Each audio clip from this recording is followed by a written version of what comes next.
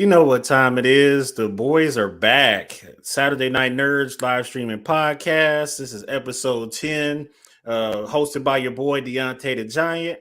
I got my guys with me, Dark King Cameron and Slushhead Tommy.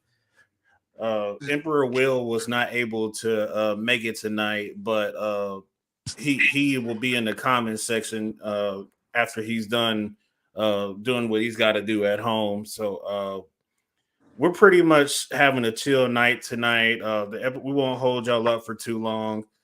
Me and the guys probably going to talk about like all the latest releases in comic books with Slushhead Collects. We'll talk about Loki season 2, the Boys spinoff Gen V, and then the newest release from Sony and PlayStation, Spider-Man 2. So we're pretty much going to take it easy, breeze through the first three topics, and then me and Cameron probably just go off for the rest of the night about our first impressions and what the gameplay is like for Spider-Man 2. Amazing. Yes, Lord. So without further ado, time to roll that theme song.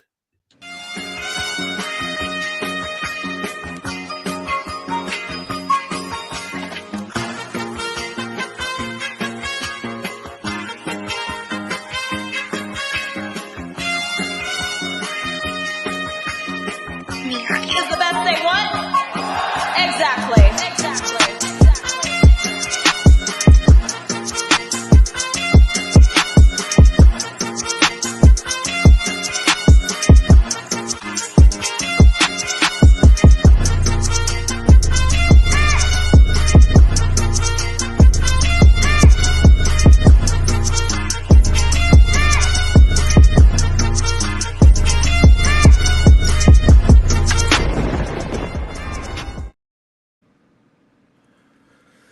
Let's go. Welcome back. Yes, Lord. It is Saturday Night Nerds live stream and podcast. You guys are now tuning in. This is season 3, episode 10. And it is your boy, Deontay the Giant. And I got my guys with me, Dark King Cameron and Slushhead Tommy. So shout out to you guys. Emperor King Will cannot make it tonight, but he should be in the comments soon. So we'll be keeping an eye out for him. And thank you for everybody that's going to tune in tonight. We got a fairly short show for you guys. We're pretty much covering Loki season 2, the Boys spinoff Gen V, and the new release for PlayStation, Spider-Man 2. But before we get into any of that, we'll be going over the latest releases in comic books with Slushhead Collects, and we'll also be talking about a little bit of news that's been in the nerd world lately. So without further ado, my boy Tommy, will hand it to you. All right, what up, everybody? All right, so I guess to start off, Slushhead Collects. We got a couple things going on for both Marvel and DC. On the DC side, we have the beginning of the new Golden Age, kind of spin-off stuff that they've started to do. It started with Jeff Johns coming out with this one shot called the New Golden Age, and from there we've got now 3 new spin-offs. We got the return of Jay Garrick Flash. We've got the return of Wesley Dodds Sandman, which we haven't seen since his death. And I believe it was the JSA Secret Files or something like that. So he's been dead for quite a while, and now pretty soon we should be receiving the Alan Scott Green Lantern. So we'll be having that kind of those 3 books. I think that they're miniseries, but they could be ongoing. I'm not quite sure how it all is working because it's all under this new Jeff Johns kind of section for DC that he has going on. And then over on the Marvel side, though, we have this new story arc that's going to be, I thought it was ridiculous when they announced it. I think it's going to be something like 27 issue story arc for Spider-Man, where he is going to transition from being Spider-Man into a goblin. So I don't know how I feel about that, with it being 27 issues of them trying to get this all out. It almost feels like how they did the Clone Saga back in the 90s, where it was just the jumbled up mess of just like, are they going to do this, are they going to do that, and a little worrisome. But Outside of those, though, we also I've been seeing a lot of people come up and into the comic store here in our local area, and they've started to ask more about Transformers and GI Joe, and it seems like Transformers and GI Joe are in this uh, new renaissance when it comes to the comic books, because for a long time there they weren't, we weren't seeing any of the books get up in price, and we were, everything had kind of stayed stagnant for quite a while, and now we're seeing, people are talking about GI Joe more. They're getting excited for this crossover with the GI Joe and Transformers that's about to occur, and we're just seeing this new kind of like wave of 80s cartoons kind of coming back around. Yeah. So I think it's really cool. People are starting to ask more for the Masters of the Universe. I don't know if that implies that there's going to be a new book coming out. I do know that with the Transformers and the GI Joe, I believe what it's going to do is that it's going to continue the numbering from the IDW series. That was the ongoing series that continued the numbering from the original series. So I believe that it's just going to be like, it's Marvel, then IDW, then Image. And that's kind of the line that we're in. But we're seeing a lot more of that Transformers come back too, because I believe in Void Rivals, the book by, I believe it's Tyler Kirkman and Lorenzo De Felici, and it's one of those kind of futuristic. I'm not quite sure if it's supposed to be like post-apocalyptic, but it's definitely in like that space kind of area, putting people in these positions of like. I'm still not quite sure how it all is coming together, because I know that they're a couple issues in by now. I think 4 issues in, maybe 5 issues so far. But outside of that, I'm not quite sure what else I think is going on. I think that we're kind of in this weird period where it's between, a really big event and something happening. So like the big news that I got was that we have that 27 issue story arc with Spider-Man. And I know that we had New York Comic-Con recently as well. That recently passed here in Cape. We have put that Art Comic-Con at the beginning of the month. And then there's going to be a Music City Comic-Con in Lebanon, Tennessee next week.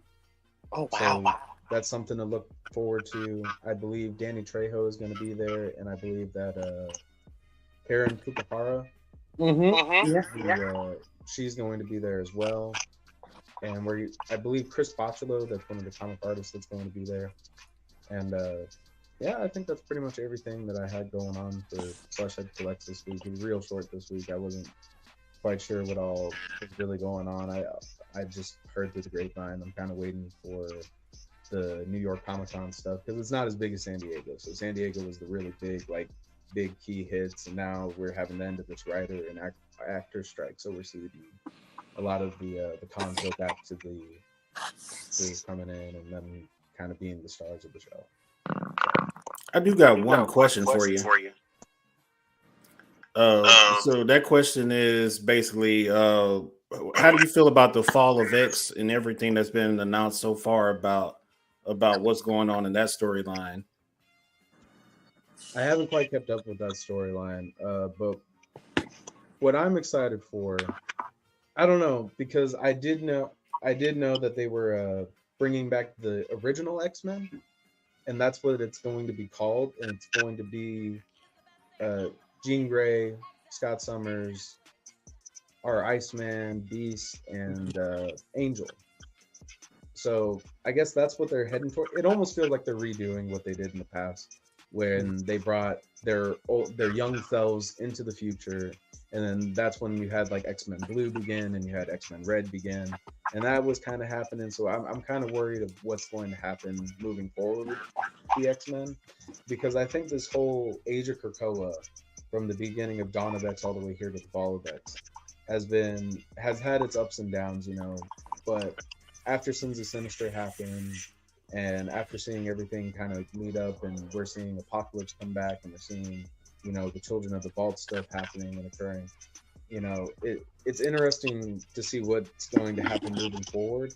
And things have changed as well, especially when it comes to resurrecting people. and how the resurrection thing goes, because we had Kamala, a little bit of a spoiler, but Kamala Khan, who is Miss Marvel, she died in a one-shot issue or something like that. I think she died in the Amazing Spider-Man issue. But now we're seeing her be brought back to life, and she's now a mutant, and that was a big change from, the mutants being able to resurrect themselves to now they can resurrect in humans and bring them back as mutants. And that was very, I don't feel very confident with that, and it's clearly something that they took from the movie so that it would be canon in the comics as well, so that when new readers come in, they could recognize Miss Marvel as being a mutant that they've seen on the big screen, and not the Inhuman that we've known her to be for the last couple of years.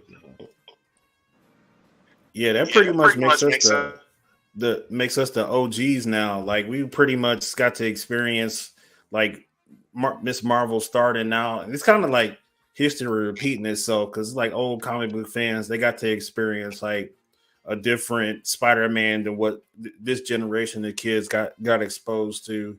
And then some people, depending on what year you're born, like Miles Morales could be like your first Spider-Man and all that.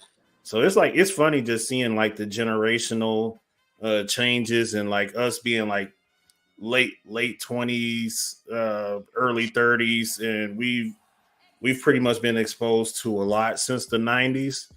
But I will say, I just watched the video from Comics Explain, and Rob was mentioning that something was going on in the Fall of X storyline where, excuse me, Iron Man got his hands on a very dangerous type of metal, which is probably like the counterpoint to antimantium, and that metal is so strong that Iron Man made a cane out of it to test it out. And he's been going around like testing it with people. And the first person he tried, I think, was Spider-Man. And he said, "Spider-Man, close your eyes." And he hit Spider-Man in the leg. And Spider-Man was like, "Why did you do that?" And he was like, so this metal doesn't affect your spidey senses. And so this metal's got like feats already. There's another feat that it had that was pretty crazy. Doctor Strange couldn't break it with his magic. Captain Marvel couldn't break it with her bare hands. And it like, if Iron Man's going to make a suit out of that suit is going to be a huge fucking problem. Oh God. Yeah, and shout out to Kenpachi Zaraki in the comments section. He's talking about the resurrections on the table after Fall of X. I think they're gonna probably try to reincorporate it, but I don't think that it's going to be something that's going to reoccur after the fact, because I think we might see something happen in the timeline, and we might see something occur with Moira McTaggart, because they kind of threw away the whole Moira McTaggart thing that was going on, where she was kind of the one that was behind the whole Krakoa thing and the whole idea of Krakoa. And then we see during the events of Inferno, her switch over to the Orcus side. So are we going to continue to see Orcus? Is Orcus going to be a major role moving forward? And we are already aware that, like, Tony Stark has worked on Sentinel projects before, because we saw, I believe it was just one X-Men issue, but we see that there's Iron Man armor on a Sentinel. So it becomes a question of, like, is Tony Stark going to continue to, kind of keep this bond with the X-Men? Because I believe that's the reason that he marries Emma Frost, is that to kind of keep the peace between humanity and the mutants while this is all happening with the Fall of X. Yeah, pretty much this new series that's going on with Iron Man, like you said, he married Emma Frost. While they're on honeymoon, she sends Tony off to like the island of Krakoa with his new stealth.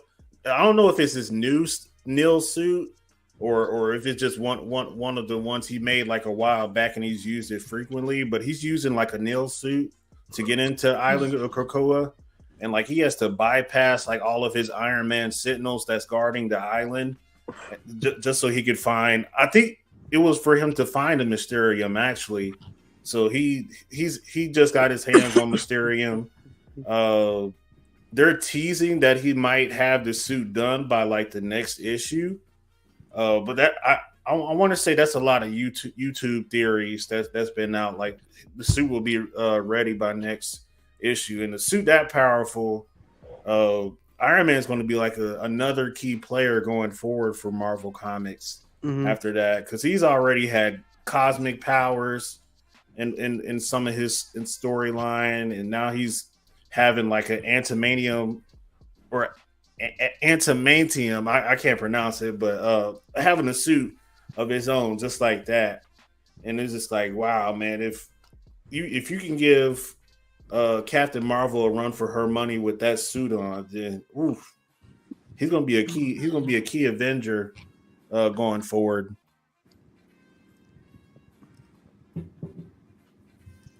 Oh yeah, I'm excited to see what they're gonna do with Iron Man moving forward. I think that I wonder if they're gonna have him be more tied with the X-Men moving forward, or if he's going to continue to be like a major player for the Avengers. You know, I wonder if that's gonna mix with things. I wonder if because we already see another Uncanny X-Men or Uncanny Avengers has popped up again. So I wonder if we're going to see another Uncanny Avengers happen, and we may see another ongoing Uncanny Avengers book happen. But like I said, like you said, it's all speculation moving forward. But I'm excited to see what's going to happen. Yeah, Cameron, what you think about all this madness? I mean, X-Men have always been like just in the world of just like chaos and madness. I mean, I picked up a few issues for Fall of X-Men, Astonishing Iceman, Uncanny, the new Uncanny Spider-Man, which is Nightcrawler, which is really good so far. Jean Grey and Dark X-Men. So far, everything's been really good, but yeah, we'll just have to see what happens and what comes of it. But oh god, yeah. Oh, Tony Stark, he's already got like money, like he's already the richest man in the world. He's got like suits of armor for days. I'm not sure if a suit of armor made out of Mysterium is gonna do any good or be any more help. And also, I didn't realize about the Spider-Man being the Goblin. I didn't realize that was going to be 27 issues for an arc. That's really long. Yeah, I think Tommy was just talking about that earlier too about the 27 issues and not being too confident about it. It's just like, man. I mean, I like the idea of like turning Peter into a goblin. Like he's been, like, we've seen him go bad and dark, but just I like the idea. But 27 issues. I mean, yeah, that might be a bit too long. I mean, we'll just see what happens, man.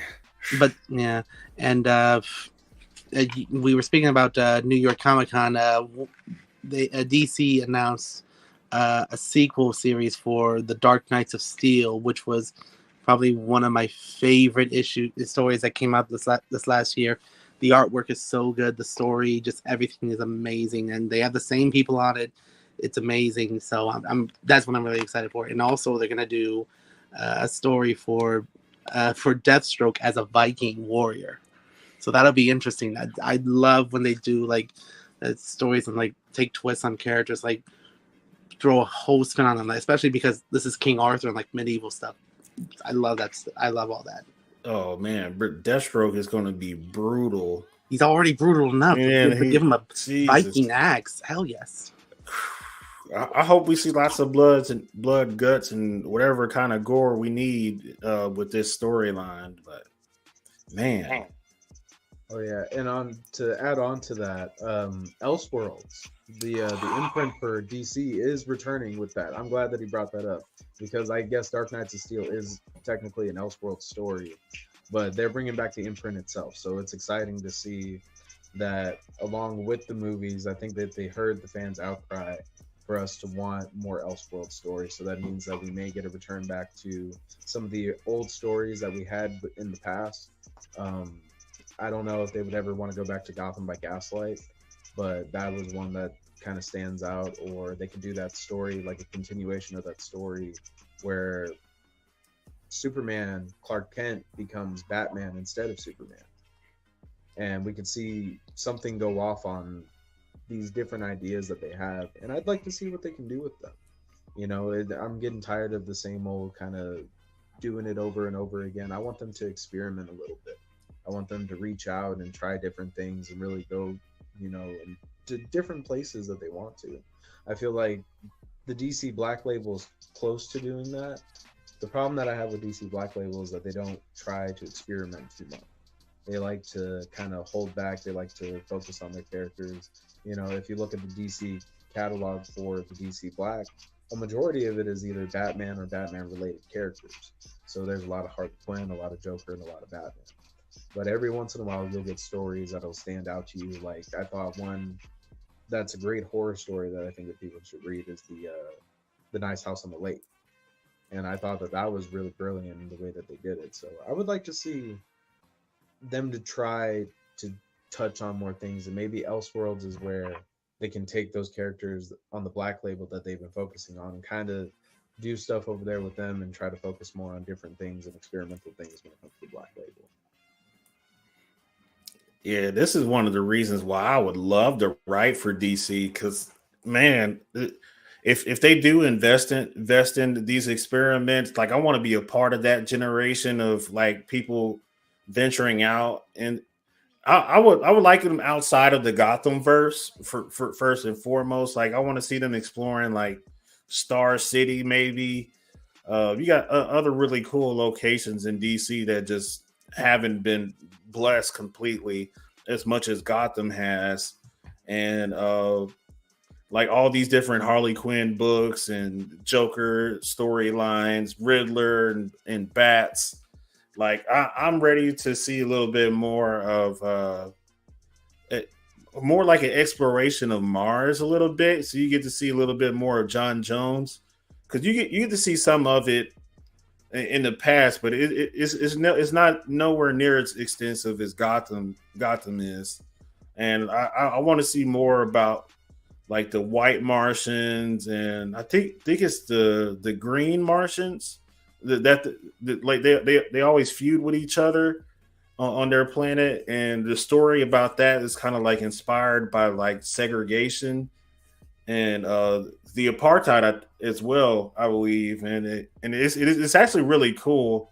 They had a animated series adaptation of it in Young Justice this recent season, actually, and it goes a little bit more in depth with John Jones' family, a little bit more in depth with the the monarchy that runs Mars and all that too. So I'm a huge fan of Martian Manhunter. You get to see his niece, I believe, Megan Morris. Mm-hmm. Well, yeah, Megan Morris is a huge been a part of the show since day one, but we also get to see, like, her brother too, who's a white Martian, like, very just like I hate everyone and just, like, want to, like, kill. Yeah, absolutely. And she marries Superboy this season. Mm-hmm. So that was a really cool thing they went with. That's actually a very problematic couple right there. So I wouldn't face off with them at all. So yeah, they had their rough patches, but they got all through. But no, yeah. Yeah, if I could write for DC, I want to cash in on this Mars exploration. I would like to cash in on, like, maybe studying the Green Lantern Corps, but the individual lanterns, and going like Kilowog.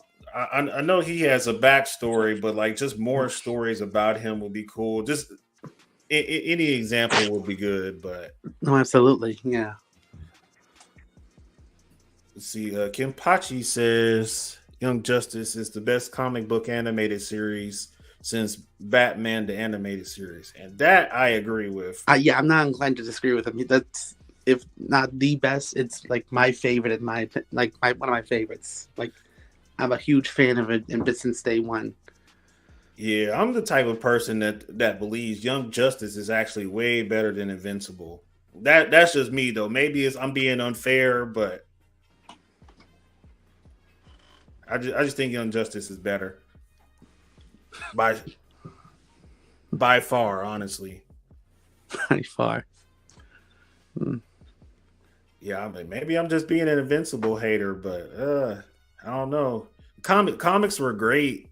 I wish I would have gotten started on them the moment that they started their very first issue release, because it's not that old of a series, but the digital versions that I've read, great storytelling. I don't think uh, the people at Prime Video kind of or whatever studios that made Invincible kind of adapted it to the T, and I just didn't care for it. Young Justice was like 3 or 4 seasons of just nonstop fire storytelling.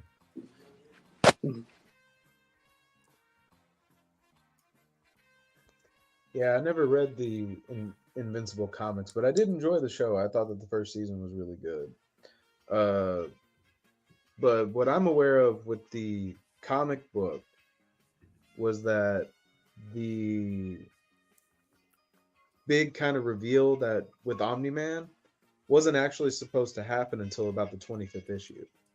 It was supposed to be kind of like an on beat kind of superhero story, but things weren't kind of going off. There wasn't anything exciting happening, and I think that the creator himself asked one of the older kind of guys at Image. He was wondering, what he should do with this book in order to make it sell because the sales were starting to drop. So the guy that he went to go talk to, he just told him to go ahead and go with that twist that he wanted to wait 25 issues to do and just to do it right away. And that's why I think from issue 6 or 7, from then on we see the total shift and change of the storytelling. So I think that's something that Amazon had to work around, was that you have 5 or 6 issues of a normal superhero story happening. And when it comes to the Invincible show, we see it right off the bat in that very first episode that Omni Man isn't who he's supposed to, who we think that he is. And I think that's something that the Invincible show was trying to do, was trying to just increase the speed on how quickly this can all fall apart. And I think that they did pretty well in that first episode. And I think that the last episode was incredible. But when it comes to the rest of it, there are some like bits and pieces where I'm a little iffy on. But it's nothing quite like The Boys, though. Man, The Boys was such an incredible show, man. We'll probably cover Gen V not too long from now, but I will say this: The Boys, in my opinion, overall, like you'll hear me say this again a little bit later tonight, but The Boys set the bar too high for Gen V, and it's just like it's a decent spinoff. It's just like I feel like it's nothing creative about it, besides like maybe how to activate some of these powers, and it's just like it makes me. It doesn't really inspire innovation out of me. It just makes me cringe, and it's like our first exposure to one of the characters' power.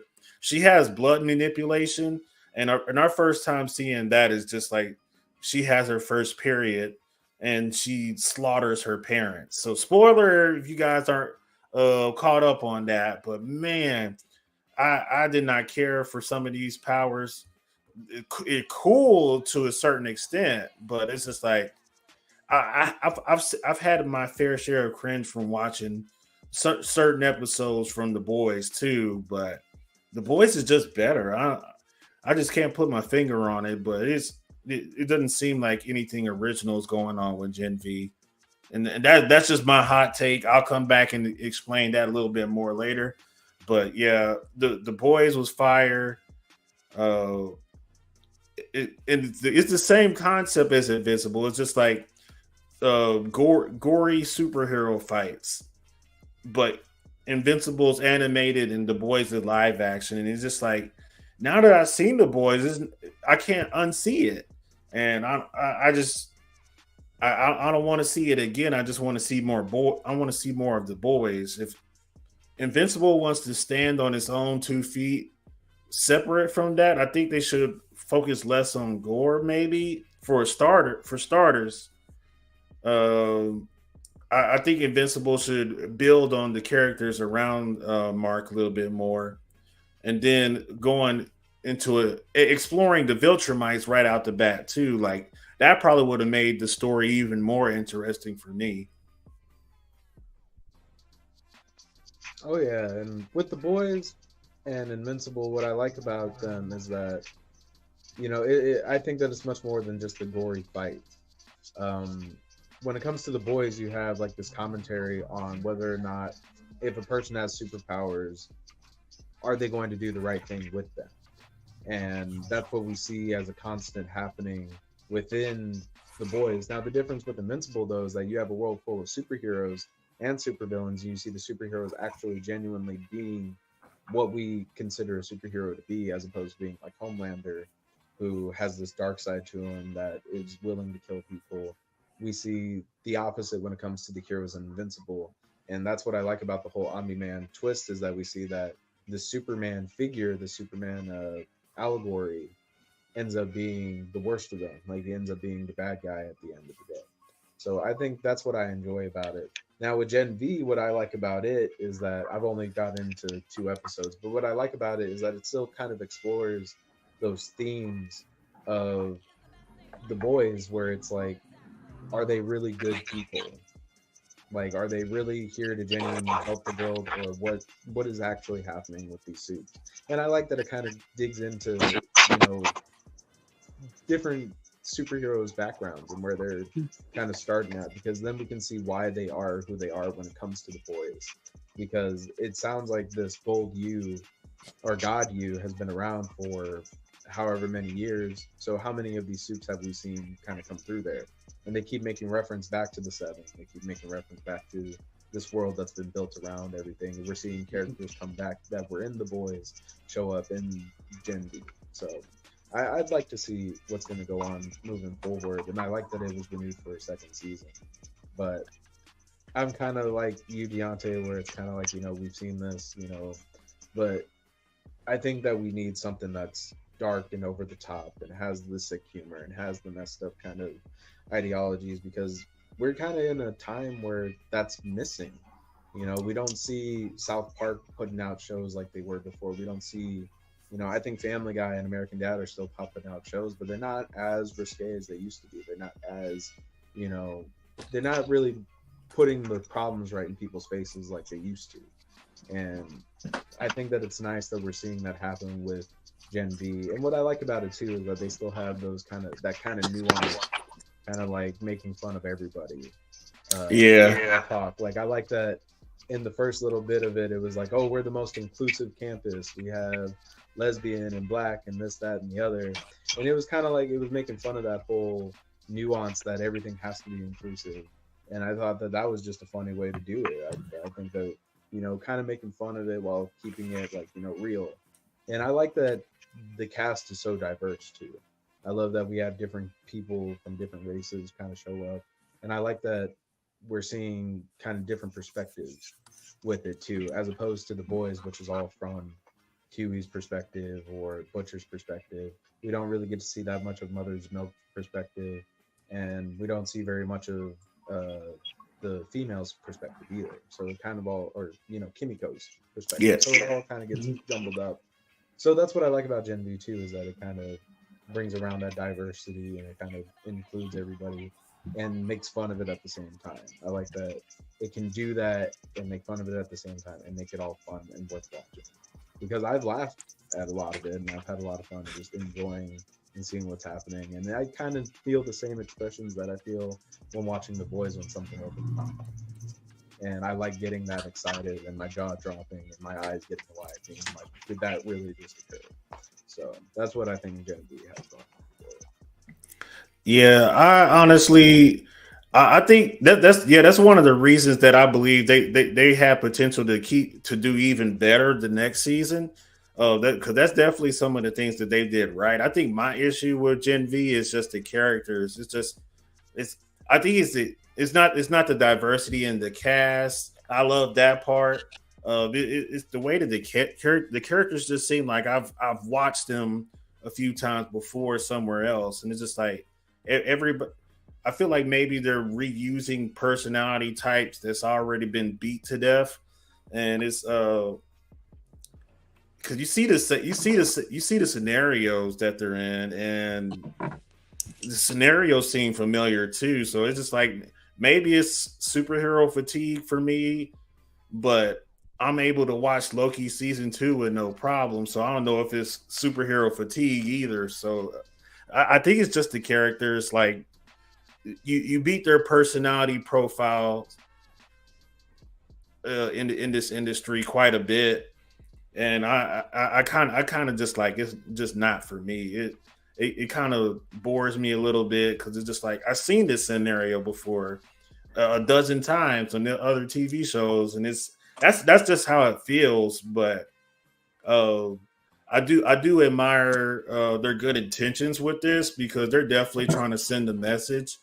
They even have like one of the characters that is transgender and also has her identity situation going, and sometimes her parents. Well, actually, it's mostly her dad. Her dad just doesn't see eye to eye with her with the gender she chooses, and it's just like it goes to show you what it's like to be in the shoes of someone like that in real life. Like it puts you in their shoes because you don't see that often on television, where like you're telling a superhero story, but it's not just the usual guy superhero, usual girl superhero. You got something that's like not binary, and you get to see the world from their perspective. And I thought that was pretty dope. Way to kind of like bring people back down to earth. Like this, we're trying to keep the story as close to reality as we can. That I applaud them for. I think I'm just burnt out a little bit on their character profiles outside of that. Well, I think their characters are supposed to be to the extreme. I think that's what the point is. Yeah. It's like the shrinking girl. She has that personality that you kind of expect from like a roommate, you know, and I understand what you're saying about some of the characters having the same kind of character personalities as other characters that we've seen. But I think that's just I don't think that's a byproduct of superhero fatigue. I think that's just a byproduct of what Hollywood has been doing. Because we've seen these same tropes, I would say, for the last 20 years. Like, this could all go back to, you know, Mean Girls, and it could go back to just like those early sitcom and like, not sitcom, but rom-com kind of movies that were happening. And I think that we see a lot of those characters pop up over and over again. I think that's what's happening in Gen V for you, is that we're seeing tropes that we've seen kind of played out, and it's just not feeling new. And I think that's why it's such a different trajectory than The Boys is, because The Boys felt brand new. The Boys was very much so in your face and got to the point and made it clear that, you know, they weren't messing around. You know, it was something that was new and it changed the game up. Yeah, I agree with that for sure. That I'm thinking about. I would say, like, for The Boys, like, you do get to spend time with them a little bit and get to know them individually, one by one. Some at a slower pace than Carl Urban and the other guy that plays Huey's character, or plays Huey. Jack Quaid. Yeah, Jack Quaid. You get to know them a little bit too. I know, like you, like, I love getting to know characters. Like, I want to know more as much as I can about them, what makes them tick, and why they make the choices in life that they do. And then you get background that kind of like explains the core of their whole existence. Like, some superheroes were abused as kids growing up. You have toxic parents that kind of sold them off for money. And you get to know each and every one of them that way. Gen V, you do get to know the characters a little bit, but it's just like I feel like I'm getting to know the same person over and over. That I've got to know from other TV shows. I feel like somebody's just dipping in that pool of familiarity just to write this script out. But I honestly, I do see potential for it to be like a very incredible show going forward. Um, I just hope they find a way to add a little bit more flavor to Gen V, at least the characters, because I haven't read the source material, but if from what I've seen so far, if the characters are just like that, I don't know if I could get attached to them. Right. Well, as far as I know, Gen V is pretty much its own kind of breakaway from the TV show. There's no real source material for it. There was never any spin-off for Gen V in the comics. More or less, this is being based off of one story arc that happened in the books. So, as far as we know, this is just what Eric Kripke and the two other guys that are involved with it had come and brought together based off of what they're creating, as opposed to what Garth Ennis had already created and them taking from that. And I think that's something that the boys had for it too, is that Garth Ennis has a 73 issue story that they can pull from any moment, and it's kind of like how Preacher was. If you watched Preacher and if you read Preacher, there were parts in Preacher for the show that didn't take place in the comic until like way later, and you see it right away at the beginning of the show. So I think that's what we saw with the boys, was that the boys had the more grounded story that was already there, that was already being written on and was already finished by the time that they were handed it. When it comes to Gen V, it's them kind of doing it on their own. It's them figuring it out, as opposed to having an already written story and already, panned out what the end goal is going to be. And even though we've seen changes from the comic to the show for the boys, and there's been major changes from the comic to the show, we're still seeing it go along as the comic would have been and as the show would have been. So that's what we're seeing with Gen V, is that it's Hollywood kind of taking the hands-on approach to comic book characters without there being a comic book to really base them off of. These are characters that we've never been introduced to in the past. So that becomes, an issue moving forward, but we're seeing what they're doing with it, and I think it's interesting. Yeah, I could definitely rock with that for sure. Kim Pachi was mentioning, so I think Gen V is a combo of the boys and My Hero Academia. The innovation of them using the powers is a lot of fun. Yeah, I and me and Will were talking about this before. We watched the first two episodes during the same weekend we did Cape Comic Con, and we were pretty much, we were impressed with like the main character having blood manipulation. We weren't crazy about how she first found out that she got these powers, but after like watching the episode for a while and realizing like she could heal and kill, it was like, oh my god, she's going to be a menace when she gets a little bit more confident about her control. So it, like, her blood manipulation is definitely one of the reasons I'm staying interested in the story. Uh, we are getting to know her a little bit, and she seems a little bit different than the usual tropes. So I can live with it. So at least with her character for now, until I get attached to like some other characters in the show. But she's pretty cool. Me and Will both predicted that she's probably going to wind up falling out with her sister. Neither myself or Will has seen the source material, but like that's the way things are leading. Because if you kill both parents right in front of her with using your powers, the sister's not going to, is going to grow up and despise you one way or another. Because it's just the way like grieving works.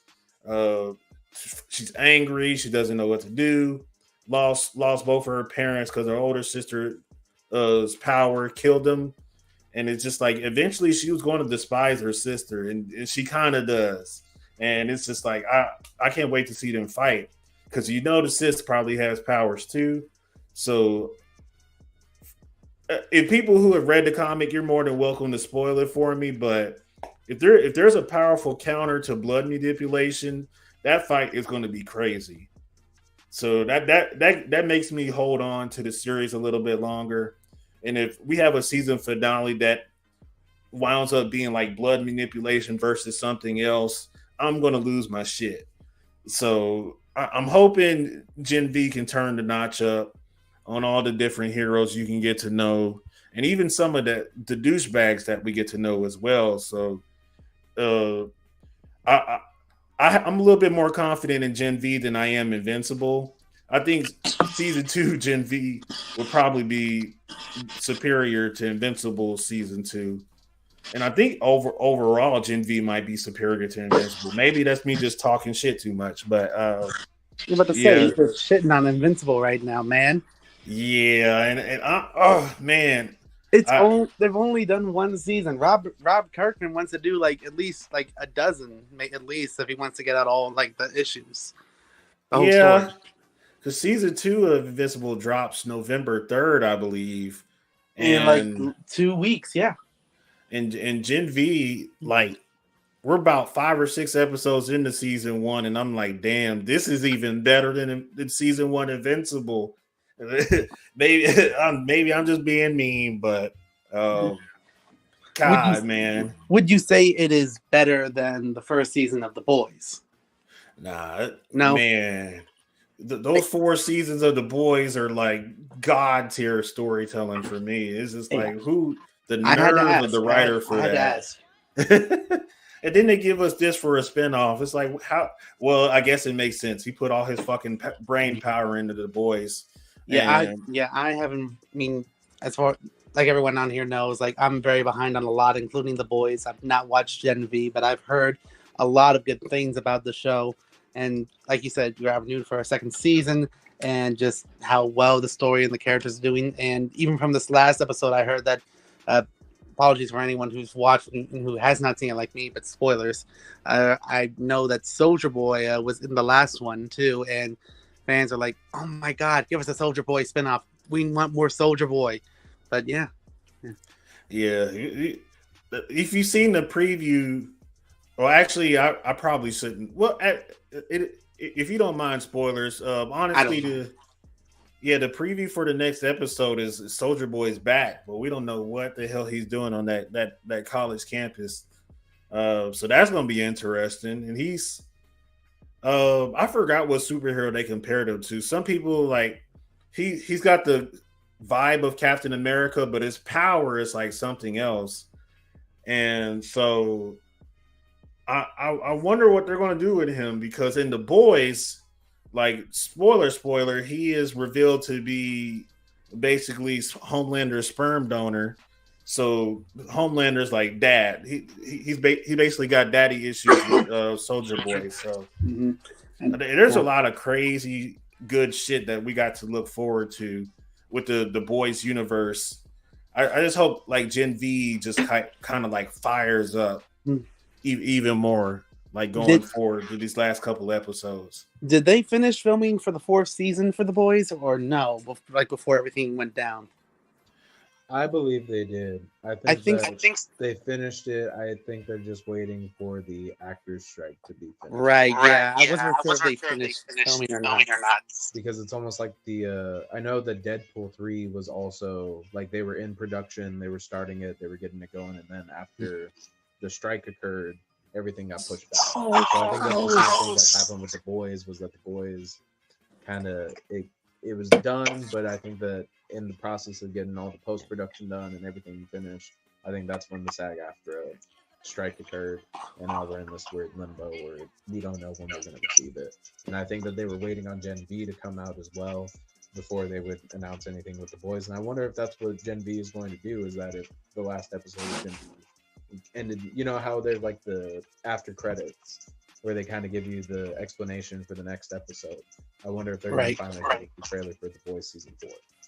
So I think that's something I wonder if they're going to try to do that, because I think that would be much more interesting. Knowing that the fourth season is done, I think it would be pretty cool for them to advertise it right away, and then maybe at the beginning of the next year we get to see this fourth season. Yeah, that would be amazing. I could have sworn there was 4 seasons of The Boys. I was probably tweaking. I think last time I watched The Boys was probably like earlier this year when the season finished up. So I think we did left off with at the end of season 3. So 4 should be on the way, depending on how the strike goes. And y'all already know I'm looking forward to that. So we all are. Though I did hear earlier today that I did read earlier today that SAG-AFTRA will like head back into talks like I think in the next 12 days or something, like this next week, and hopefully they can make some progress on that and people can get back to work. Man, I just seen something today in the news feed that was talking about how Deadpool was slated for May 3rd, 2024, and now it's delayed. Yeah. No, I read that too. That's I know. RIP.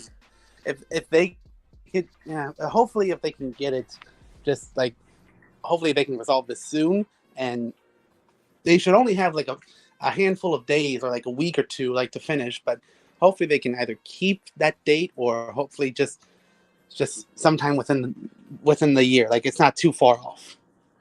Yeah, I feel they got to be in the post-production phase now because they wrapped up filming like a couple months ago. They should be all post-production from here on out, and depending on how the strike goes, like we'll be fingers crossed we may be able to get another 2024 release date, but honestly it's wishful thinking from here. Mm-hmm. We'll see. But yeah, honestly, there's not a whole lot of news out besides like today there was a reveal for the script for the Marvels. It was the Marvels or Thunderbolts. That's what it was. So the script for Thunderbolts has been revealed supposedly. Mm-hmm. And the storyline goes for Thunderbolts is that Yelena is running the Thunderbolts, and not Bucky. Bucky was supposed to originally, but now it's Yelena, and then they're up against the Sentry, and Sentry, and then Sentry becomes the Void in this movie, so they're up against the Void, and that's what this movie is supposed to be all about. But then there's something that's going to happen that's going to tie this all into Armor Wars when that comes out. So if Armor Wars is still a film at Marvel Studios in production, then Thunderbolts should be a huge help to tie us into that. So Don Cheadle said it was originally going to be a series. Then they decided to make it into a film. But Armor Wars should still be going. We just have no idea when. Yeah, we'll ask who was playing Sentry. I think it's the same guy that's plays the voice of Invincible. That's Stephen Young. He's supposed to be in the movie, but they have not said so. Yeah, and Sentry's like what's supposed to be like Marvel's like similar to Icarus, like and Superman. Yeah, I can see Icarus for sure. Oh shit. Icarus is Marvel. That's what I meant. Just like the power like types, like very much like very Superman-esque. Yeah, Icarus, his personality wise, definitely reminds me of Sentry a whole lot. And I know the Void was a part of like the Dark Avengers at some point, so maybe this won't be the last we see of him, or he could get killed off or brought back as a good guy. There's no telling where they're going with this, but like, damn, like to be up against the Void this movie. I think it's the Void and Red Hulk might be like the two problems of this movie. I'm not too sure. I'll have to go back and check the Facebook post on that, but there's been a couple tweets about it, and there's been some content on YouTube as well. Yes, Kenny, they did. Steve Yoon. Oh, good old Glenn. Yeah. Landis Richard Matt. Christ. I wasn't too crazy over Icarus. I liked when he finally switched over to his sinister side, and I was like, okay, he's a lot more interesting to me now as a character. Yeah, that I can agree with that. He was my favorite. My favorite Eternals were probably Gilgamesh and Thena. I love Gilgamesh and Fastos too. Fastos was pretty cool. Mm-hmm. Oh yeah, Fastos. And now that we're on Marvel, Deontay, you want to tell us about Loki season 2? Oh, absolutely. Oh, before you do that, I'm gonna head off so that I don't get nothing spoiled for me because I'm still a little bit behind. So you guys gotta, I'm gonna hop off so that you guys can discuss Loki and you guys can talk about Spider-Man. It's all good, man. We appreciate you coming out. I appreciate being on. Yes, sir. Peace out, guys. Peace. So yeah, if you guys heard that, so like we're gonna do full spoiler for Spider-Man and Loki season 2, but Loki season 2 has been incredible. I will say that, and now's your chance to run. I watched a little bit.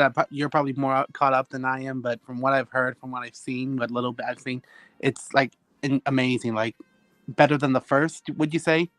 Oh yeah, by far, and it is insane. And the first season was incredible, like one of the best shows when it was first happening. And it's like it's season 2 is only like 3 or 4 episodes deep right now, and it's like, damn, I was more entertained watching this than I was watching Moon Knight. That hey now, Moon Knight's one of my favorites now. Loki season 2 is that season right now, and I never thought I'd say that about because I didn't care for Loki season 1 at all. So really, it was cool enough to get by, but I never would go back and watch it on purpose myself. I loved it. I thought it was great. Just the idea, just like this authority, just like this organization watching the timeline, as well as just like Loki, just like having this like, I wouldn't say redemption, but more just like reevaluating his life and like what he really wants in life. The way that they handled season 2 is the way that they should have handled season 1, because season 2 is insane. Like maybe I'm overhyping it, but the way no, I believe you. I just need to get my eyes on it, man. But how is Jonathan Majors as his King variant? Victor Timely. He's killing it. Well, let me calm down. He's not killing it. He belongs to Victor Timely very well. I think there's one more variant of him that we met in the first couple of episodes, but I could be tripping. But other than that, his role as Victor Timely was pretty cool. His chemistry is what got me. His chemistry with the rest of the cast. So we finally get to meet him and see Jonathan Majors act alongside the actress who plays Renslayer, Miss Minutes, which is Tara Strong. Yeah, and again, when he first appeared, when he came in as He Who Remains in the last episode of last year, the first season, it just blew my freaking mind that that actually happened, and he was amazing. And like, this was before Kang even happened, like, at all. Dude, he belongs to Kang the Conqueror. I'll give him that for sure. I know. I just hopefully everything clears up for him, but if not, then it is what it is. But I really want him to stick with being Kang, in all of his variants. He's amazing. Man, Victor Timely I guess Victor Timely as a character annoys the hell out of me because of the way he speaks. But honestly, like, once he goes back to his Kang self or his He Who Remains self, like, it's probably going to be one of the greatest castings Marvel has ever made. And I hope we get to see some of that by the end of Loki season 2's finale. Right. And people, and I know fans are like, I know not your favorite, but if Moon Knight ever got a second season or something done, like more with him, they want to see him go up against like Ramatut.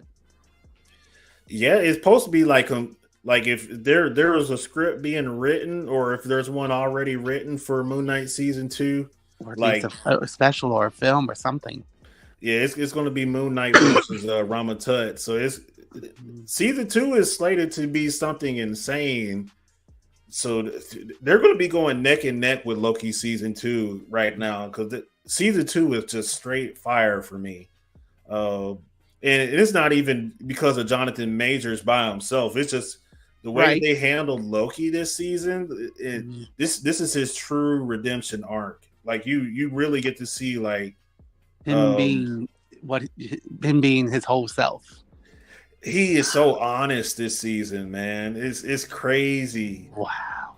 And let's take a moment and just realize Tom Hiddleston has been playing this character for 12 years now. Started with Thor in 2011. It's 2023, and he's probably been if not as many more Marvel projects than probably RDJ. Yeah, dude is a beast. Like, we get to see his full potential come out in season 2. Like, you get to see him as a lying, backstabbing, like, bad guy in most content that you see him in. But Loki season 2 in particular is like, I'll be a villain if I have to. And right now, desperate times and desperate measures, and he's just like, he's willing to do anything this season. Like, he's so serious now. Some people might not approve of it. I fucking love it. Hey, some of the best characters are like very like gray, like have darkness, be willing to do some things, but also like want to do what's right. Those are some of the best characters. Yeah, you get to see Sylvie in action too, and Sylvie, she's just as annoying this season as she was in the first one, but that is Bae. Probably just like beholden to her, like her choices and rights. Be like, it's like, yes, the world is against me, so piss off and just may I take your order.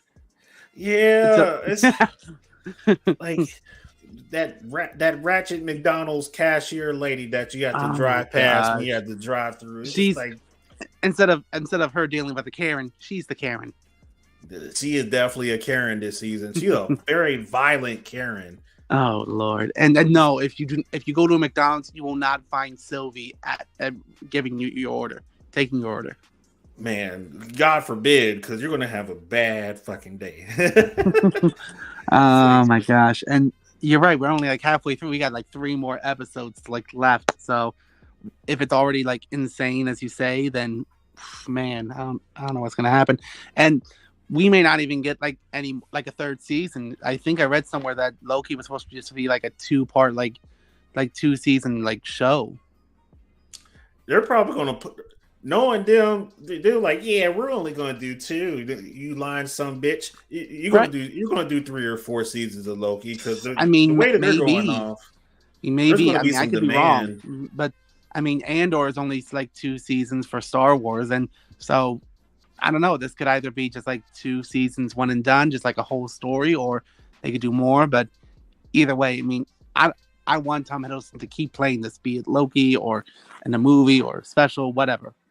Yeah, hang on to him as long as you possibly can, because he is a beast. He was born for Loki. Tom is an amazing actor, and just like they need to like hold on to him as long as possible. And he's probably just like one of the nicest people you'd probably ever meet too. Oh man, now I do want to meet him. Who wouldn't want to meet Tom Hiddleston? He's one of those people that's like at the bottom of my list that I'm not gonna like chase down at a convention, dude. Like I don't hate him or nothing. I wouldn't chase him at a convention to get his autograph. No, you would chase Shamik more. I would definitely chase Shamik, man, because I want a selfie with him. So I can flex on all the haters. Because me and Miles Morales squashed our beef. We put our differences aside, and now we brodies. The game and the movies help. Oh my gosh. Dude, man, you gotta see Loki season 2. I'm probably gonna just, if not probably tonight, I'll probably just rewatch the first season, and if not tonight, tomorrow, I'll probably get caught up.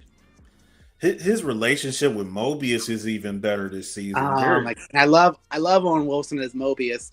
I was not for sure when before we're really gonna put Owen Wilson in a Marvel series. Like, how's this gonna work? But he's great.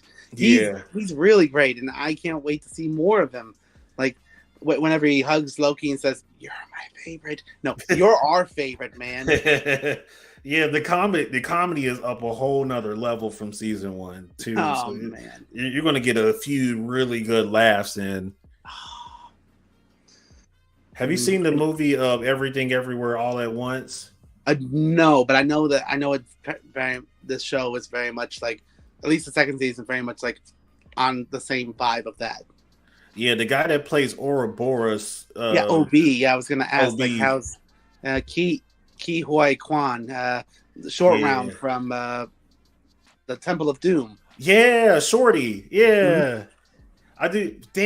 Someone else said that to me. I don't know if it was Blake or Danny that said that, but yeah, I was like, damn, Shorty from Indiana Jones. And he was whooping ass and Everything Everywhere All at Once. I don't know if he's a real life martial artist or what his deal is, but I think he is, because I think I read somewhere that he was actually he did stunt work with Hugh Jackman for one of the X-Men movies, if not the first one. Holy shit! I could be wrong. Like, anyone look this up and prove me right or wrong, please. But how is OB on Loki? He is freaking hilarious. He's going to have so many quotables after this season is over with. They're going to start making T-shirts of everything that OB says. That's awesome. He says something. There's another character named Casey from season 1. Yes, I remember. Well. Yeah, he has a more prominent role in this season too, and him and Opie together. Oh God! And I know the actor you're talking about. He's funny as hell. So, oh man, I'm excited for that. I am. People cannot talk shit about Marvel anymore after this season, Loki. Well, I mean, we'll wait and see how the Marvels does, and then we'll just see.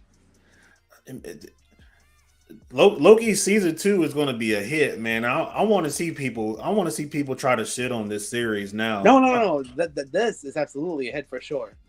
Because they're talking about Phase 4 and Phase 5 were garbage. People are gonna have their opinions. People are gonna be like, "It's not as good as before. It's trash." Or like, "Where's RDJ? He's done. Let it go."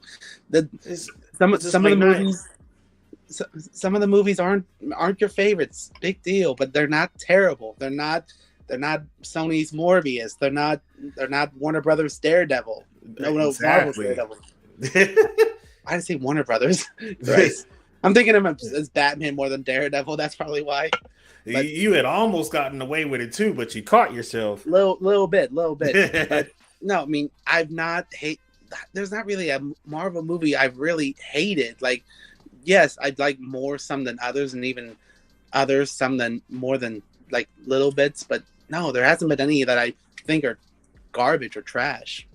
Yeah, it can't be garbage and have good coming from it. Especially Loki season 2. Oh man, I dare somebody to say Phase 5 was trash now, because Loki season 2 was the truth. Well, let's see. We've only had a few so far. We've had Ant-Man and the Wasp: Quantumania, and we've had Guardians of the Galaxy Volume 3. That one was clearly better than Ant-Man. No offense. And have we had any more shows besides Loki season 2? I feel like we had one more show, but I could be wrong. It was a pretty dry year for Marvel TV. Yeah, I know. I'm trying to think. If anyone in the comments knows or has an answer, please let us know, because we're drawing a blank here, and I'm usually better at this. Oh God, I really can't think of it. But anyways, how would you grade or rank Loki season 2 of Loki so far? So far, Loki season 2 is probably on par with a solid A. Oh damn. Okay. A. Yes. the way that they took care of their characters, it just kind of shows like the screenwriters behind this season, they give a shit. And I if you watch this show and you were like, yeah, this is lazy writing or whatnot, man, I might have to check your verification on that, because the way you tell a story is you get to know these characters so you can have a favorite, and then you just ride to the end of the story with them. Even if they get killed off, you can ride to the end of the story with them. And this show is about Loki, and just so happened that Loki is so well written this season. He's pretty decent written in most times you see him, but the way that they handle him now is just like, now I give a damn about him. It's so hard to prioritize Loki over other awesome characters in Marvel. But damn, man, this season he showed his ass.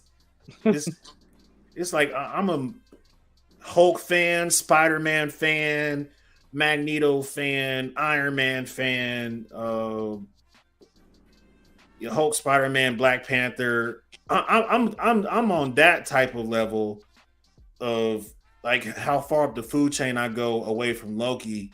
But after seeing Loki season 2, he is like sneaking his way up that list. And it's like, damn, man.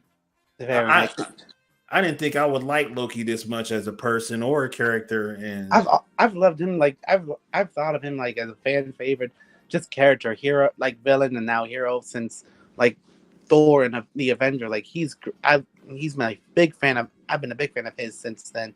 But dude, the show Secret Invasion, that's the one I couldn't think of. Like, yeah, that's probably why we didn't think of it, because that one would, like, Loki's probably already better than Secret Invasion.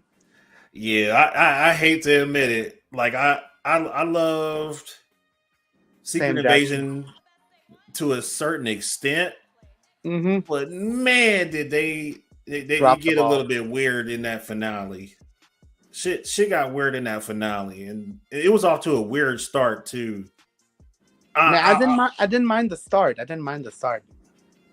I was desperate for the MCU to get a win. Even though a lot of people say they love Guardians of the Galaxy 3, according to some critics, Marvel's missed everything for all of 2023, and that's no fucking way possible. No.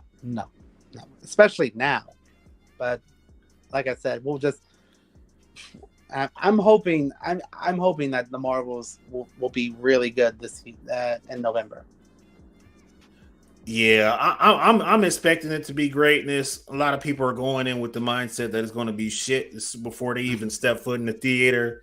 Probably because like like the first Captain Marvel didn't do like the best, and some fans don't like Brie Larson as Carol Danvers.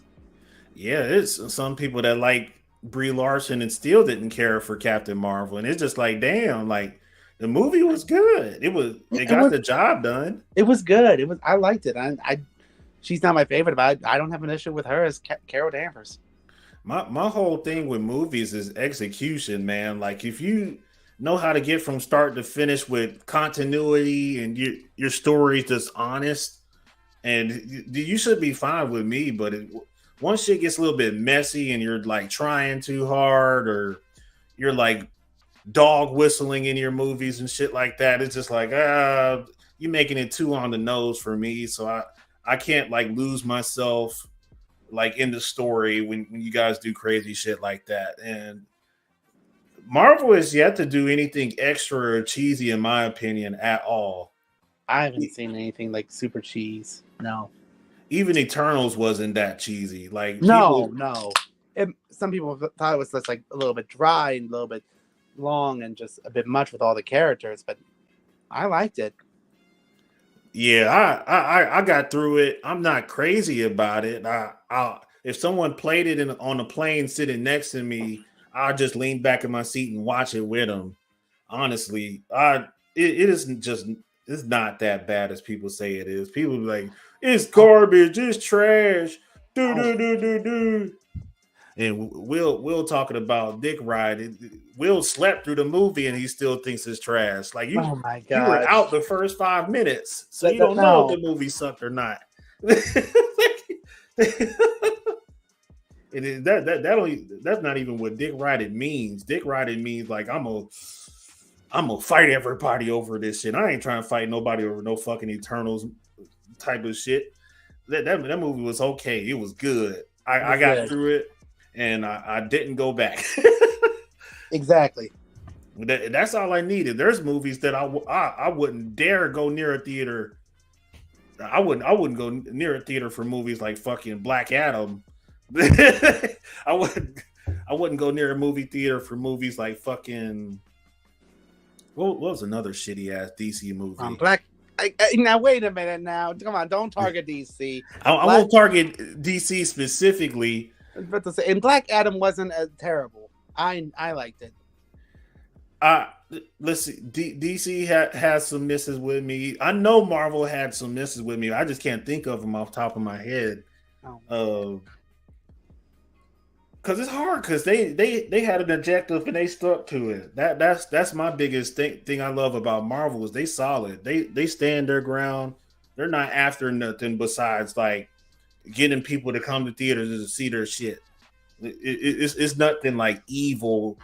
Like the Walter guy from freaking DC. Hey, like, they got rid of Hamada. They got rid of Hamada. Yeah, thank God, because it's no. I mean, hey, I have hope and belief that James Gunn can lead DC in a better era, especially with Blue Beetle. I love Blue Beetle. It surprisingly, Blue Beetle didn't get a lot of hate. It just did poorly in the box office. It didn't get enough attention. The strike didn't help. Definitely didn't help with it. It just didn't get enough views. But no, that's absolutely one of my favorites now from DC. And Shazam, both Shazams were incredible in my opinion. I know the first one somehow like it did better than the second one, and which Blake has gone on record saying he likes better. Yeah, I do remember him saying that. It's hard for me to think about like She-Hulk was the closest to a miss for me as anything in Marvel can possibly get. Like I mean, you do have like Thor: Dark World, but that was a long fucking time ago. I'm talking about like Phase 4 and 5. Like you want to talk Phase 4 and 5? She-Hulk is about as close I can get. Because there's one episode in She-Hulk that's just like, man, the writer behind this is a dick for putting this kind of content in here. And but before episode 6 of She-Hulk, there was a lot of fan service that we got, and it's like I can't complain about the fan service. So I rocked with She-Hulk to a certain extent. You talking about like the bridal shower like episode? Yeah, like basically her friends getting married and she fights Titania. I know which one you're talking about. Yeah, that one wasn't my favorite episode. That episode was pain on another level. It's like who took your pen? You were just doing so good for the first 5 episodes. Then you did this. It's like, what? Whose idea was this? Because the episodes 7, 8, and 9 after this were even better. So this was just one really bad idea that somebody came up with. Like, haha, let's just do this to She-Hulk, knowing that people are going to tear it apart because Phase 4 has a terrible reputation. God, man. I won't go back and watch that series again unless season 2 comes back harder. Well, why don't we like derail, take a break from that, and move on to our final piece, which we're both really excited for. Marvel Spider-Man 2 for the PlayStation 5. Yes, Lord. You know what time it is, guys. It's Spider-Man time. So hell yes. And for the record, despite how far we've gotten in, like if you don't want to be spoiled, then leave now because we're definitely going to be talking like, oh man, it's just, oh my. Okay, so first off, how far have you gotten into the game so far? I am officially level 12, and the story mission that I'm on, like I actually just wrapped things up with Miles Morales and the BVA. He had this whole story line where he's just at his college and he's trying to, or he's at his academy and he's trying to apply for college, and I'm helping him out with all of that. Okay, I think I'm a little bit further than you because I'm definitely like at past the point where like they go to Coney Island and like after and such and such. So I'm definitely a bit further than you.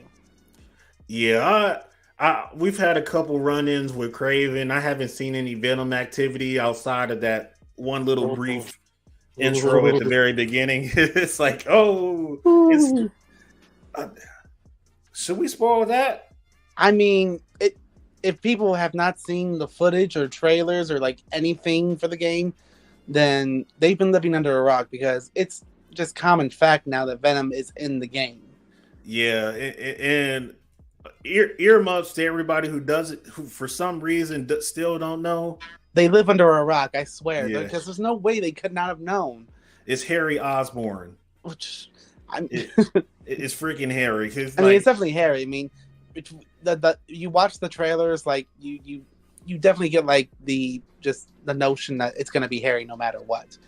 My buddy thought he wasn't for sure if it was going to be Harry or Norman for some reason, but I was like, it's Harry. Yeah, I was like, there's no way in hell if it's not Eddie, it's Harry. Mm-hmm. And I don't even remember seeing Eddie in the first two games. No, hell no. I mean, but that's the great thing about the game. It's still world building, even though we've gotten a slur, like a whole bunch of characters from both the first game and Miles's game. We still get more characters. We get to really meet Dr. Connors. We get to meet Craven the Hunter. We get to meet and learn more about everyone that we've met and further. And we actually get to meet Harry and more and more. But I don't want to spoil you, my man. Oh, it's all good. We definitely get to see like characters and villains that you would not expect to see them in such situations.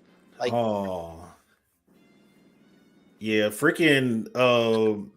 So people who remember about Mr. Negative getting locked up in Scorpion, they get captured by Craven the Hunter. So we might be seeing a little bit of a team up potential. Well, and Miles has already gotten a lot of anxiety from just the fact that Martin, Mr. Negative Martin Lee is out and about, or at least not in jail because if you haven't played the first game, then I'm sorry, but Martin Lee is the reason that his father Jefferson Davis isn't here with us anymore. That he's gone, so he's definitely got.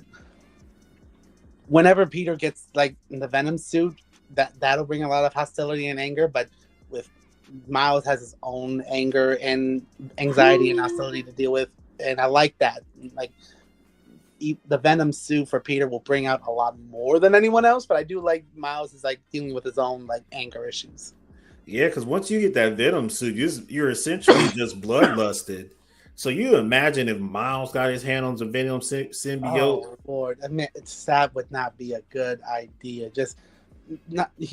Miles is already powerful enough with his own the Venom punching, the actual Venom electricity. So with the actual symbiote, he would be unstoppable. Yeah, dude is a beast already, man, and I love playing with him more than I like playing with Peter. I think I like playing a little bit. I think I like playing with Peter a little bit more than I do with Miles because he's the OG, and also I really like the spider arms that you can just launch a flurry on your enemies. They're so freaking cool. Yeah, they go ham. I love their finisher moves too. I know, they're so good. And oh man, and you actually get to fly the web wings. You get to fly through the city. Yeah, the web wings are I suck at it. I'm a terrible Spider-Man in general. But, it takes a bit of time, but no, I mean the air current, you ride that and you slowly descend, but it's so much fun. Yeah, I'm getting used to it now. I'm a whole lot better at fighting. I used to die so much when the first time I even touched the game. Really? My buddy Miles, he let me hold the controller. It wasn't Miles Morales. I think it was the Spider-Man before that one. Miles let me use his controller for 5 minutes, and every time I tried to go after a crime, I got murdered. So it was like, it's like I've only been like killed like a handful of times, maybe like 5, 6. But when the game actually started and I started fighting, just picked up like that, like instinct, like fell back naturally. It's like I didn't stop playing it because it's so just instinctive. It's just feels very natural. Just like yeah, I'll be prepared for Spider-Man 3, but man, Spider-Man 2 is going to be a long training session for me. oh man, I suck. because we know we're already gonna get a third Spider-Man game. Like we know Yep. this. Like how can you not? But man, and apparently I'm only like 25% like already halfway through the game. Like I'm like a quarter of the way, and I've already gotten. I feel like a lot done. Like, but not like the whole much done. Yeah, I got a good percentage too. Like not really story wise, but like I was working on like side missions and all that, like trying to unlock different boroughs of New York and level up a little bit. So I got high percentage based on that. But I'm like, they could have improved the open world experience just a little bit more. Really? But other than that, like the game has been perfect. I love the map. I mean, I love the open world. It's like I feel like the map is like twice as big now that we get like actual Brooklyn and Queens, and it just I love it. I don't have a damn complaint with this game at all. Just the fact that it's better than the first two. Man, I wish I could agree because I haven't played the first two like from start to finish. What? But how can I jumped straight into. How can you sit there and dude? You gotta go back. I mean, you gotta go back and play the first two. That's insane. I can't believe that. Yeah, I jumped straight into Spider-Man 2. I was like, I'm not missing this shit for the world. I mean, I don't blame you, but also, dude, you get so much more depth and like just like everything with the first two. Yeah, I've been off of video games since like 2018. Honestly, that's when December the first one came out. That's when the first one came out. I retired right then and there, and my friend had like Thanksgiving at his place, and that's where I played it at his house for Thanksgiving, and I got my ass handed to me, and that was the last time I touched it. Now it's 2023, and I am going nuts. Good. Well, me personally, I would suggest you go back and play the first ones, but I know you're not going to do that. But just keep going and just like keep getting better, because, dude, I gotta be prepared for that boss battle at the end of this game. However crazy it's gonna be, because it's gonna be fucking insane. Yeah, for Kraven to be a dude that's just not that much bigger than you compared to the other villains, and you have to take him down, like he's got some shit up his sleeve. Well, who says he's gonna be the final the last boss? I mean, it could be Venom for all we know. It could be, because Venom is quite a handful too. Mm-hmm. But I think people kind of underestimate Kraven sometimes because he gets dubs over Spider. No. I'm not underestimating him at all.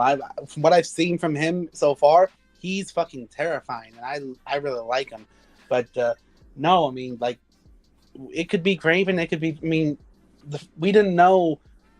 The thing with the first game, we thought Mr. Negative was going to be just like the soul, like the real big bad, up until like the reveal of Doc Ock.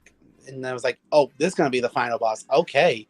So, yeah, that's what I mean. Like, the first half could be Kraven. The second half could be Venom. We just don't know. It is, yeah. I've seen a lot of theories online that it's going to be Venom, the final showdown. But there's something in my soul that just, like, don't sleep on Kraven, because... Oh, no. Trust me. No one's sleeping on Kraven. For sure. Because, honestly, all of Spider-Man's rogue gallery, you could probably... save for a final boss battle. There's not really any weaklings in those roster of villains, especially with like how they've been like done like in the game. Like absolutely, like I think maybe like the easiest one was like Shocker in the first game, but it was the first game, one of the first boss villains, but still, like Shocker would give you that work too. he would. He definitely did. But even Yeah. still, like I would say he was like a good, like easy entry point to everywhere else where it just got tougher and tougher and tougher. So yeah. And I was just talking about the other day with my buddy who's super excited for this. We've already gone through like a whole bunch of already Spider-Man villains. Like unless they like reuse like a good amount of them for the next one, like I'm not sure how much more they can introduce like for villain wise, because we might get Green Goblin in the third one, or like, but other than that, like they've used up a lot of other villains. I mean, they haven't done Chameleon, they haven't done Hydro Man, which are kind of lesser known. They haven't done Hobgoblin. They could. Yeah. There's still some that they could use, but still, like the really big name ones are like, yeah. Yeah, honestly, I have a couple. I have at least two theories about what Spider-Man 3 is going to be about, but my biggest fixation is like I'm already like just like 15 to 20% done with the game, and from what I've seen in the story so far, like not being at the end yet, honestly think like Craven by himself is going to be such a menace for both Miles and Peter that there's no way that he's going to be able to be taken down without the two of them working together. Well, like, yeah. And we got a preview of that because like his freaking army of hunter soldiers or whatever organization he's running that's in New York and terrorizing it right now, they're like a small freaking army. And really each one of those minions individually are a fucking problem. Oh, absolutely. The hardest one, the ones I have the hardest time dealing with are like the ones where like the big freaking blades that you have to like knock into the air. And I don't have the best. I'm not the best for like parrying like at the perfect time. But so you too. Okay. Me too. But yeah, no, trust me. I mean, we had that same sense in the the other games. With the first one, we had Silver Sable come in with her basically like small army from Symkaria, and in Miles Morales, Roxxon was basically like a small army themselves. Man, the fact that he brought an army with him and all of them by themselves are just that nasty individually, like oh yeah, and the tech that they have, like camouflage, just like and the drones and everything. Oh, the machines, those are bad. I honestly think Miles and Peter got their work cut out for them with just the guys we've seen so far. Oh, hell yes, they do. Like, you got Mr. Negative, Scorpion, Craven, and Venom on the way at some point. Just those 4 or 5 assholes by themselves. Like, whoo! And Lord... Oh, I forgot Sandman. Sandman's in here too. Oh, dude, the opening like with Sandman, that was insanely epic. I love it. Oh my god! And watching Miles go to work on it with his electricity, like I love it. Was so freaking good. I feel like he's going to come back as an ally and help them out because there's no way the two of them is going to take all those fuckers on and win. Sandman, he was always like. If you read the comics that I go back from or watch like Spider-Man 3 or some of the cartoons, you kind of see that he doesn't want to be like a villain. He doesn't want to be a criminal. He's kind of like been cornered or like, been pushed into like situations where he has to do these things, but he doesn't want to. So, and you see that here, like, and as much as we want to help him, like he's not really letting us.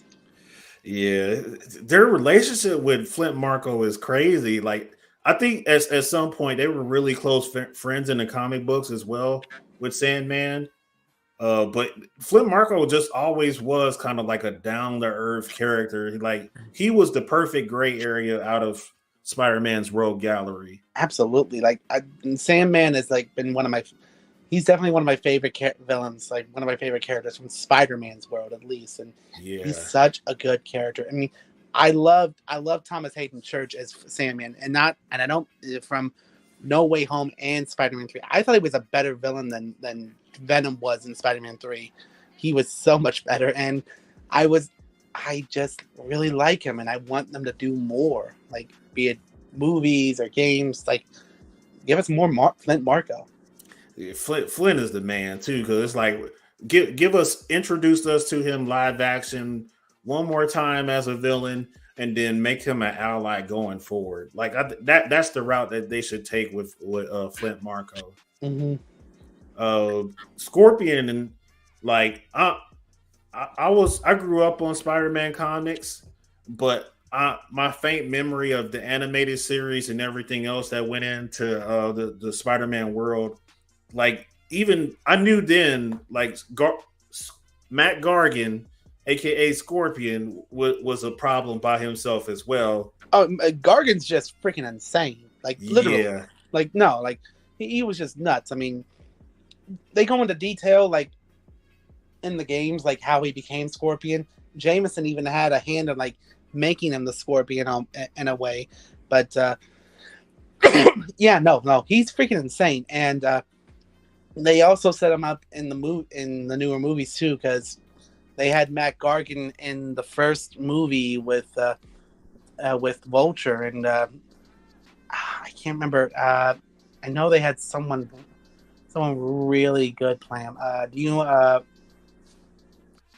from the first movie? Yeah, I'm trying to think of. Give me a second. Michael Mondo. That's it, Michael Mondo. Okay. Who's very well known for Far Cry 3 and playing Boss Montenegro. Oh. Yeah. Mm-hmm. I feel like they're gonna take good care of Scorpion in the live action very well. I don't have any doubts about that. I hope so. I'm watching the animated series now, and I just made it to season 4. It's either season 3 or 4. Like the original animated show. Yeah. Oh my gosh, it's so good too. The comedy is. I haven't watched the original show in forever. Yeah, me neither. I just started it like 2 weeks ago, and I've been trying to clear it like 6 episodes a day, and it's so good. I need to do that. I need to do that with X-Men, with Gargoyles, and I was in the middle of doing that with Gargoyles earlier this year, but I stopped like somewhere in season 2, and I just need to get back into it. Yeah, I saw X-Men before I started Spider-Man. So I did the X-Men 92, and then before that I did the OG Fantastic Four. So I'm trying to clear all of those Marvel animated 90s shows before I go back to DC and do all their animated 90s shows. You're better than I am. Though I did last year, a little bit earlier this year, I did go back and watch all of the original Batman animated series and Batman Beyond. And I loved every bit of it. So good. I love Batman Beyond. Oh, I know. You know that? Did you ever read or hear that Warner Brothers? Well, they wanted to do a Batman Beyond movie with Michael Keaton as Bruce Wayne, but Warner Brothers was like, "No, we don't want to do that right now." I don't. They're probably scared shitless. Honestly, I would. If there was no reason to hesitate, like Batman Beyond would be like a cash cow for fans. Like Warner Brothers turned down a pitched trilogy for Superman with like Zod, Lex, and Brainiac, and they literally screwed the pooch with that. Yeah, yeah. I saw that post today. I think you shared it to the group. I did. Yeah, I'm a Brainiac mega fan. I freaking love. I love General Zod too. But no, Brainiac for sure. And Krypton. Brainiac. And the show Krypton proved to us that we can have a live action Brainiac. So, Warner Brothers, what the hell are you doing? Sci-Fi handled that Brainiac so damn well. They did. I love Krypton. I was so sad that they canceled it, but damn. That broke my heart, man. I know. I think it got better with season 2, but we're getting off track again. Spider-Man 2. Yeah.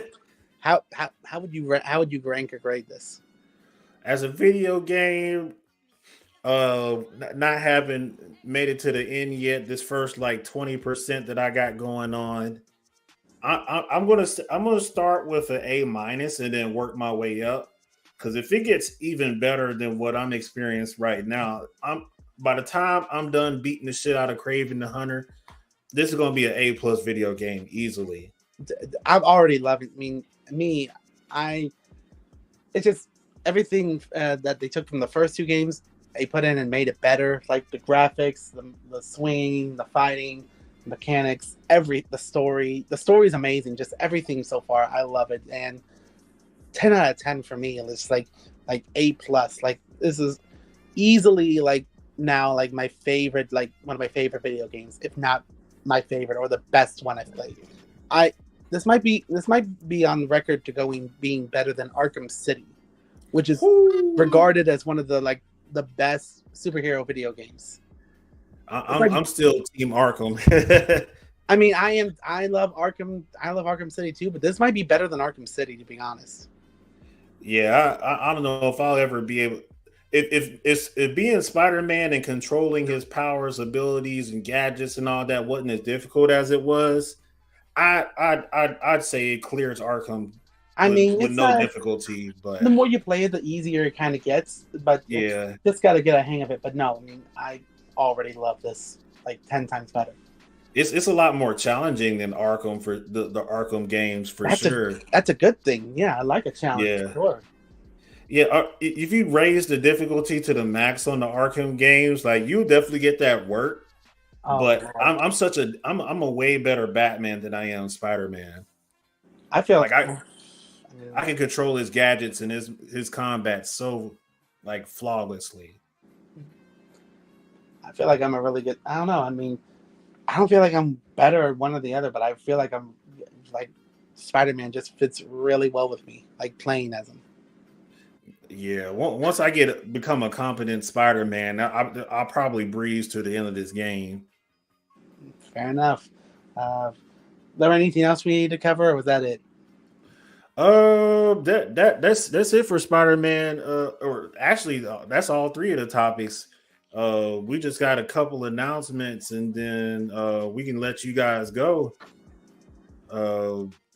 Let's see.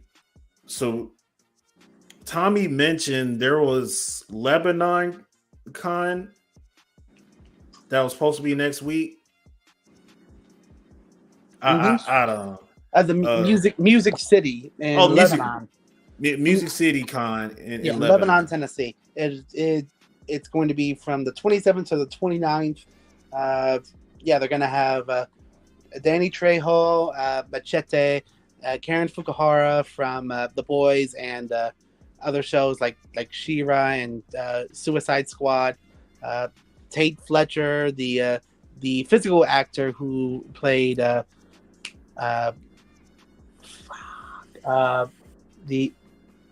one of the Mandalorians, the big one with the machine gun. Can't remember his Paz Vizsla. That's it. Yeah. He was a physical actor for Paz Vizsla. They're also gonna have a couple of other wrestlers too, like Scott Steiner, the Steiner brothers, Ted DiBiase Sr., Jimmy Hart, Mike Rotunda, and they're gonna have a couple of artists and they're gonna have artists and writers themselves, like Mark Bagley, a well-known, amazing Spider-Man artist, J.S. Alexander, Carrie Nord, Andrew Robinson, Eric Canetz, Sean Crystal, just a whole slur of people. So, yeah, if you're interested or you're in that area, and it'll be near Nashville, Lebanon, Tennessee. If you're in the area, go check it out. Yeah, I'm willing to bet it's the same building that they use for ICC Con. That's supposed to be the Comic-Con for Nashville, Tennessee, but it's in the building that they use is in Lebanon. So that's actually pretty cool. So I wouldn't be a stranger to that location. That's October 27th. To the 29th, yes. Damn, that's like literally next weekend. Maybe I won't make it.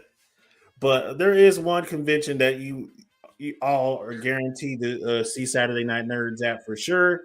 That is Cape Anime, and that is March 9th through the 10th, 2024.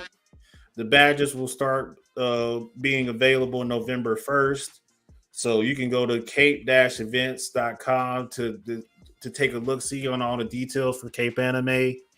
The announcement for who all's coming and whatnot that'll be announced a little bit ahead down the road once they confirm the guest that's going to show up. But other than that, like mark your calendars for March 9th and the 10th of 2024. You'll be able to catch Saturday Night Nerds there. We'll have another booth going and another panel. We'll be talking strictly anime versus what we did for Cape Comic Con, which is we kind of switched it up with a little Star Wars, Marvel, and DC. So now you get to see us basically lose our shit over anime starting next spring. So be on the lookout for more announcements. You can follow the Cape Events Facebook page. So if you're ever in the local area of Cape Girardeau, Missouri, that is the convention that we have going on. And you can see further details at cape-events.com. So hopefully we'll see you guys there. New episode of Comically Inclined debuts this upcoming Wednesday. We'll be going over Loki, the new episode of Loki again. And we have a top 5. I want to say top 5 fighting games will be the top 5 for that episode. So if you don't follow them, look under Comically Inclined on Facebook. You can follow their page and stay up to date on whenever our shows go live and the details on how you can see it. We have not figured out episode 11's due date yet. Me, Will, Cam, and Tommy will figure that out at a later time and then get the announcement to you long before the show drops. So, yeah. Other than that, if you're tuning in and you're not subscribed to the channel, like and subscribe, share this video with your friends and family. If you loved it, and if you're on Twitch, a sub or a follow would help us a lot as well. And if you're on Facebook, you can join our group and stay up to date on everything that's happening as well. But other than that, thank you everybody for tuning in to episode 10. You got anything else for him, Cameron? No, I think I'm good. Well, we hope you guys stay nerdy and we hope you guys stay blessed.